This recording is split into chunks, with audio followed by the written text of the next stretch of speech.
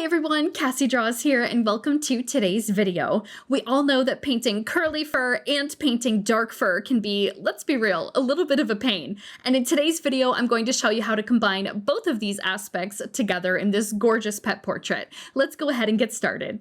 So the first step when painting dark curly fur is that of getting your base down onto your canvas. So I'm essentially taking Mars Black and a lot of water. I've made a light wash and I'm just going around the entirety of my subject, blocking in all the areas of shadow and color that I can see within my reference. I am not worried about detailing. I'm just worrying about getting these big blocks down onto my canvas and giving myself a good roadmap to work from. So once that base layer has dried, I'm going to go ahead and add in a secondary layer. Now with this second layer, I'm using the exact same color mixture. However, I've used a lot less water. So you can see on top of that wash, this paint mixture is much more opaque. And the purpose of this layer for me right now is just getting a better idea of the fur pattern and texture moving forward in this portrait. So I'm blocking in the waviness, I'm blocking in the curls that I can see, the little eyebrow areas, anything that I think is important that I will need to remember later on, I'm blocking it in now. The next step in our painting is we're going to want to work on the detail and texture within this dog's fur. Now, how I go about doing this is I will mix 3 colors on my palette and have them ready to go. I will mix my shadow color, which is going to be the darkest color seen across this entire portrait, a middle tone color, which is about 50%, not too light, not too dark, and then I will have my highlight, which will be in select areas around this portrait to really bring forth this shiny, beautiful fur. Now, when in doubt, painting fur in general, I usually work from dark to light. And especially when it comes to dark fur, I think this is super important. You're going to want to go ahead around your portrait and block in all the dark areas that you can see. This can range from the area of the cheek that's tucked in behind the ear. That is going to be the darkest area of your painting. For example, in this dog, the center of the forehead is a little bit darker as well, where their eyebrows come together and the skull and the skin kind of folds a little bit, and those curls are much tighter and darker. So the next step, once you have your preliminary shadows down, and I say preliminary because I'm always adding in shadows and I'm always bumping up these dark values later on in the painting. So don't be afraid. You're like, Cassie, like we're done the shadows. Like, no, I always add in some later on and I find areas that need it towards the end. So keep that shadow color at the ready. We're going to use it again. But once you have your preliminaries down, we can go ahead and add in what I call the midtone. Now with this midtone color, you're going to want to add it in where the fur starts to lighten. And the reason why we start adding the midtone in these lighter areas is because we want to slowly start to layer in a subtle gradient for this highlight.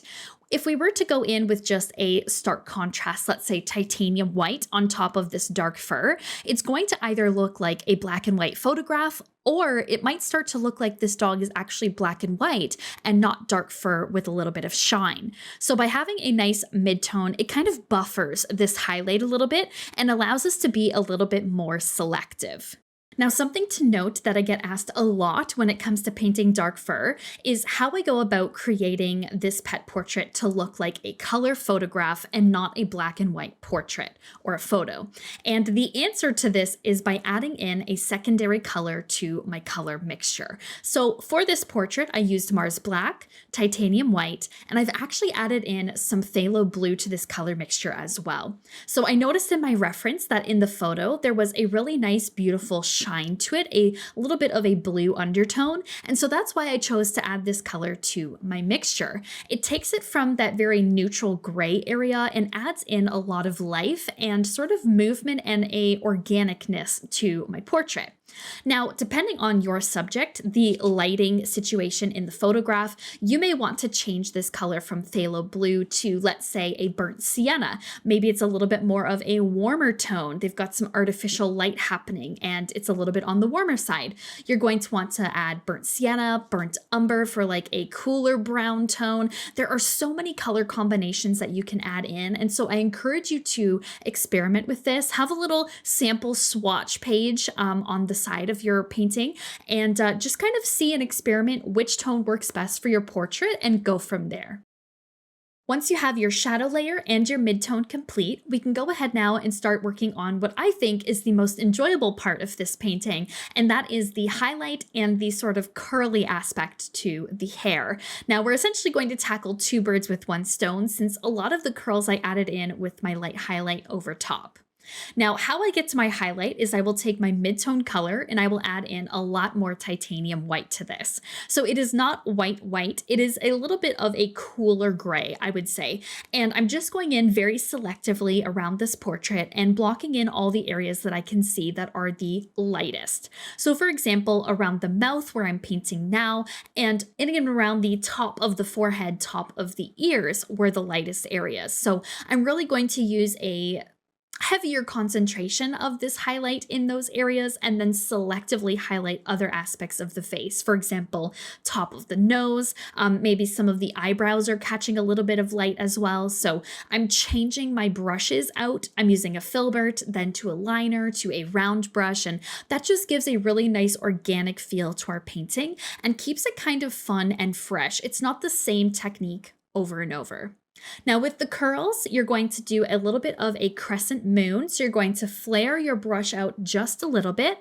You're going to do these beautiful crescent moons and waves and really just focus on the direction and the thickness of the hair to get that look and feel. You can see that I've done this in the ears and they look as though there's many different layers of curls and curves to this fur pattern and not just a straight sort of fur texture, if you will.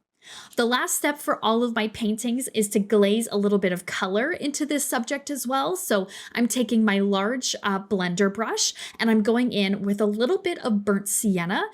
Some of the mouth and the ear areas actually had a slight tone of brown to it as well. So I ended up taking my blender brush and I glazed in a little bit of this burnt sienna around the subject.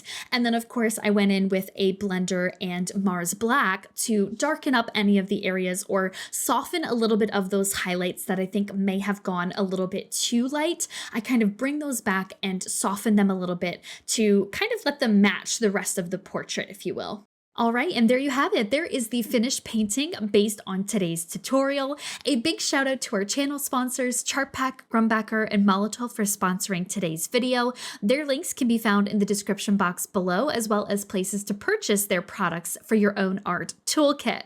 A big special thank you to our VIP Ko-fi members of the month. Thank you for supporting my work, and a big thank you to you for watching this video. I will see you in the next one. Have a fantastic day or night, and I will see you soon. Bye for now.